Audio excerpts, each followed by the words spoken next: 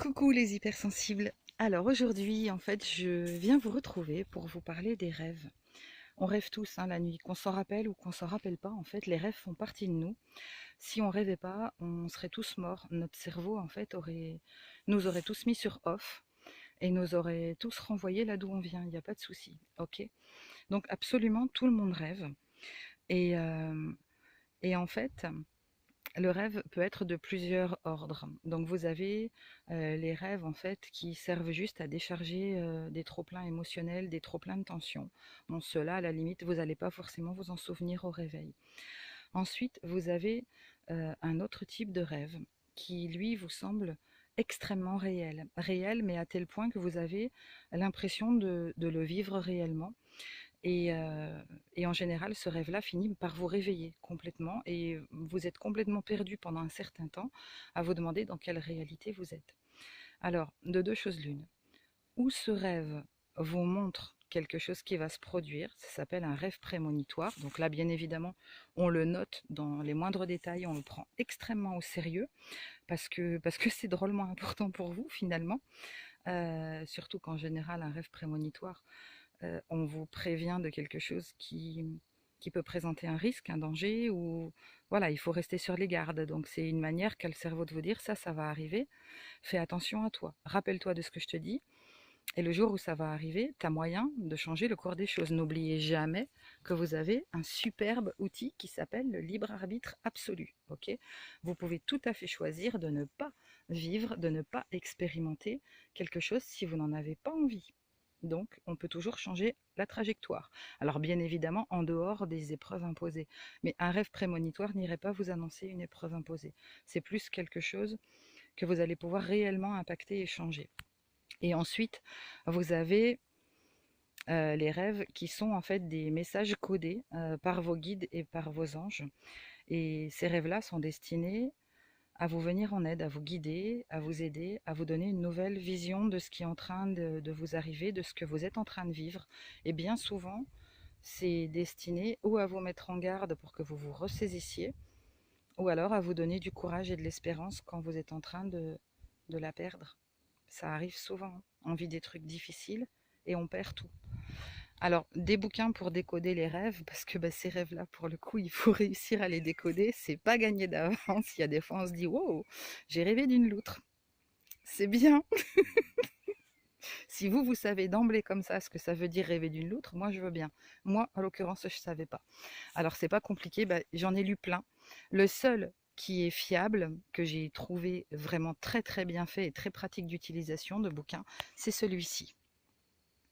Alors, je ne sais pas si vous le voyez, je suis dans la nature, c'est pas facile, voilà.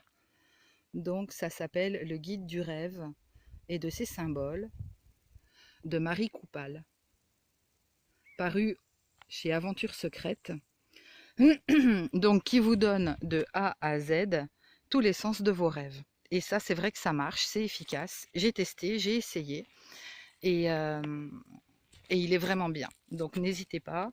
Ça vaut 3 francs 6 sous, non, quand même 8 euros. Mais 8 euros pour pouvoir décrypter les messages de vos guides de manière fiable, sûre et en 2 temps 3 mouvements, moi je dis, ça vaut le coup, c'est un bon investissement.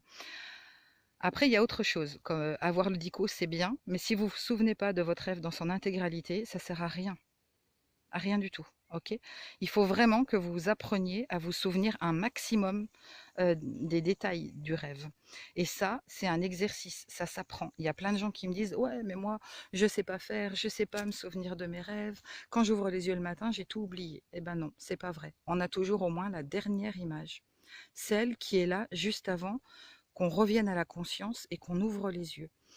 Et l'exercice consiste, cette image-là, à la noter sur un cahier que vous avez déposé sur votre table de nuit avec un stylo. Ok.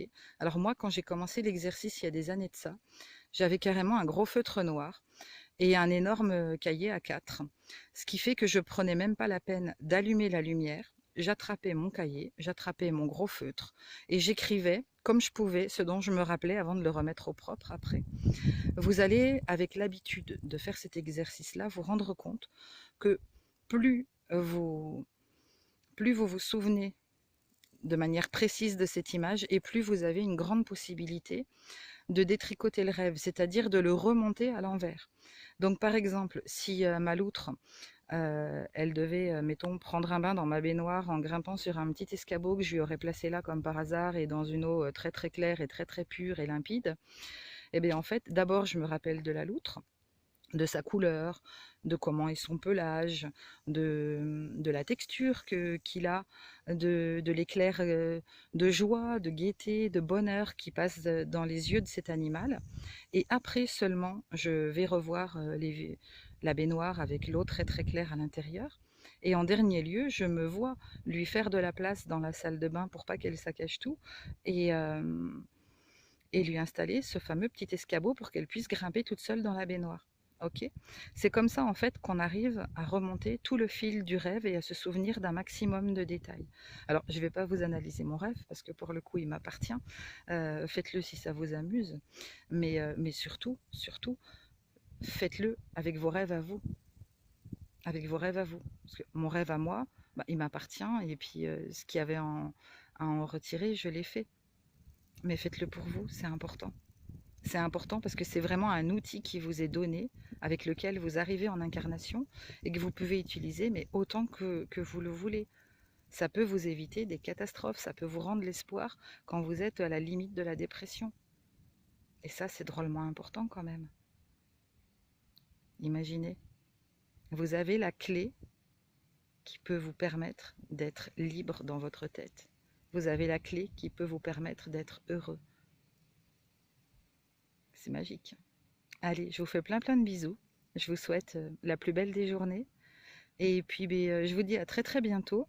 Et puis surtout, n'hésitez pas à cliquer là, comme d'habitude, hein, pour vous abonner pour ceux qui ne le sont pas encore, et à venir me retrouver sur mon site internet véronique-vauclair.fr. Allez, je vous fais plein plein de bisous du cœur.